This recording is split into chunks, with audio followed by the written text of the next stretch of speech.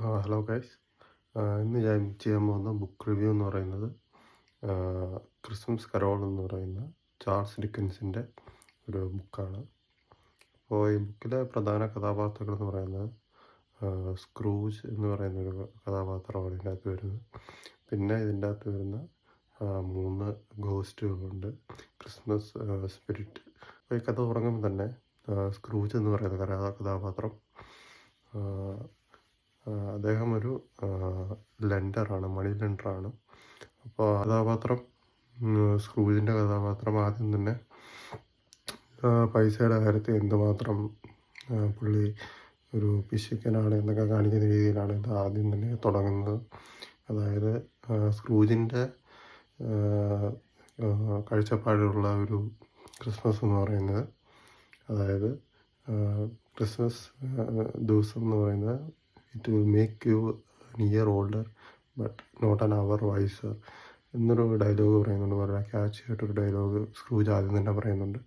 അപ്പോൾ അതാണ് ഇതിൻ്റെ അകത്തെ ഒരു പ്രധാനപ്പെട്ട ഒരു എന്താ പറയുക. പിന്നെ കഥയിൽ പലപ്പോഴും വരുന്ന ഒരു സ്ക്രൂജിൻ്റെ കഥാപാത്രത്തെ വിവരിക്കുന്ന ഒരു ഡയലോഗാണത്. തുടക്കത്തിൽ തന്നെ സ്ക്രൂജ് എന്തുമാത്രം പൈസയുടെ കാര്യത്തിൽ ഒരു പിശുക്കനാണെന്ന് കാണിക്കാൻ വേണ്ടി ഇത് ഉപയോഗിക്കുന്നുണ്ട് ഈ ഡയലോഗ്. അതേപോലെ തന്നെ സ്ക്രൂജിൻ്റെ വീട്ടിൽ പൈസയ്ക്ക് വേണ്ടി, ഡൊണേഷന് വേണ്ടി കുറച്ച് പേര് പറയുമ്പോഴത്തേക്കിനും അവരെ വളരെ റൂഡായിട്ട് പെരുമാറി സ്ക്രൂജ് അവിടുന്ന് പറഞ്ഞു വിടുകയാണുള്ളത്.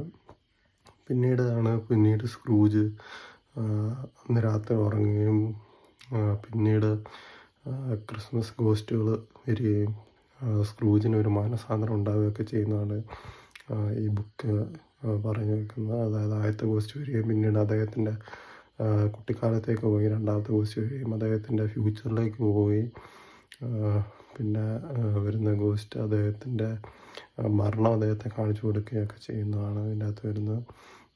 അപ്പോൾ സ്ക്രൂജ് റിയലൈസ് ചെയ്യുകയാണ് പണം മാത്രമല്ല എല്ലാം ക്രിസ്മസിൻ്റെ സ്പിരിറ്റ്. എന്താ പറയുക, ചാൾസ് ഡിക്കൻസ് തന്നെ ഇതിൻ്റെ അകത്ത് പറയുന്നുണ്ട്. ക്രിസ്മസ് എന്ന് പറയുന്ന ഒരു പർട്ടിക്കുലർ ഹോളിഡേ, അതായത് എല്ലാവരെയും ഒരേപോലെ നമ്മൾ കാണുന്ന ഒരു ഹോളിഡേ, ക്രിസ്മസ് സ്പിരിറ്റിൽ നമുക്ക് എല്ലാവരും ഒരേപോലെ കാണാൻ പറ്റുന്ന ഒരു ഹോളിഡേ എന്ന് പറയുന്ന ആണ് ക്രിസ്മസ് എന്ന് പറയുന്നുണ്ട് ചാൾസ് ഡിക്കൻസ് തന്നെ. ചാൾസ് ഡിക്കൻസിൻ്റെ തന്നെ അദ്ദേഹം തന്നെ പറയുന്നതായിട്ട് ചെറിയൊരു മോണോലോഗ് പോലെയൊക്കെ ബുക്കിൻ്റെ തുടക്കത്തിലുണ്ട്. വളരെ ഇൻട്രസ്റ്റിംഗ് ആയിട്ടൊരു ബുക്കാണ്. എല്ലാവരും ഒന്ന് ട്രൈ ചെയ്യേണ്ട ഒരു ബുക്കാണ്. ക്രിസ്മസ് ഒക്കെ അടുത്തിരിക്കുന്ന സമയത്തായതുകൊണ്ട് തന്നെ എല്ലാവരും ഒന്ന് വായിച്ചു വെക്കാവുന്നൊരു ബുക്കാണ് ക്രിസ്മസ് കരോൾ എന്ന് പറയുന്നത്. ചാൾസ് ഡിക്കൻസ് പൊതുവെ ഞാൻ അങ്ങനെ അധികം ബുക്കൊന്നും അദ്ദേഹത്തിൻ്റെ വായിച്ചിട്ടില്ല. പിന്നെ 2 ചിമ്മിനീസ് അങ്ങനെ ഒരു ബുക്ക് ഞാൻ മുമ്പ് വായിച്ചിട്ടുണ്ട് ചാൾസ് ഡിക്കൻസിൻ്റെ. പിന്നെ ഞാൻ ഇപ്പോൾ വായിക്കുന്ന ഇതാണ് ക്രിസ്മസ് കരോൾ എന്ന് പറയുന്നത്. വളരെ ഇൻട്രസ്റ്റിംഗ് ആയിട്ടൊരു ബുക്കാണ്. എന്തിനായാലും എല്ലാവരും ഒന്ന് ട്രൈ ചെയ്ത് നോക്കുക. സ്ക്രൂജിനുണ്ടാകുന്ന ഒരു മാനസാന്തരവും കാര്യങ്ങളുമൊക്കെ ഭയങ്കര രസമായിട്ട് തന്നെ ഇതിൽ എഴുതിയിട്ടുണ്ട്. പിന്നെ ഇതിൻ്റെ ഒരു മൂവിയുണ്ട്, അത് ഞാൻ കണ്ടിരുന്നു. അപ്പോൾ മൂവിയിൽ നമ്മൾ അത് കാണുമ്പോഴത്തേക്കിനും ഇത് പൂർണ്ണമായിട്ട് ബുക്ക് എന്താണ് ചാൾസ് ഡിക്കൻസിൻ്റെ ആ ഒരു മോണോലോഗൊന്നും മൂവിയിൽ ഞാൻ കണ്ടില്ല. ആനിമേറ്റഡ് മൂവിയാണ് ഞാൻ കണ്ടത്. അപ്പോൾ വേണമെങ്കിൽ അതിൻ്റെ ലിങ്ക് ഞാൻ താഴെ കൊടുത്തേക്കാം. എന്തുതന്നെ ആയാലും ഈ ബുക്കൊന്ന് വായിച്ച് നോക്കാം, ക്രിസ്മസ് കരോളെന്ന്. വളരെ ഇൻട്രസ്റ്റിംഗ് ആയിട്ടൊരു ബുക്കാണ്, വളരെ ഇൻട്രസ്റ്റിംഗ് ആയിട്ടൊരു ഓഥറാണ്.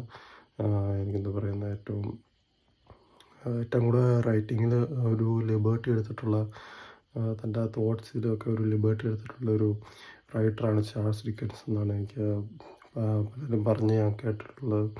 എനിക്ക് പൊതുവെ ഇങ്ങനെ എന്താ പറയുക, കുറച്ച് കോംപ്ലക്സ് ആയിട്ടുള്ള ഒരു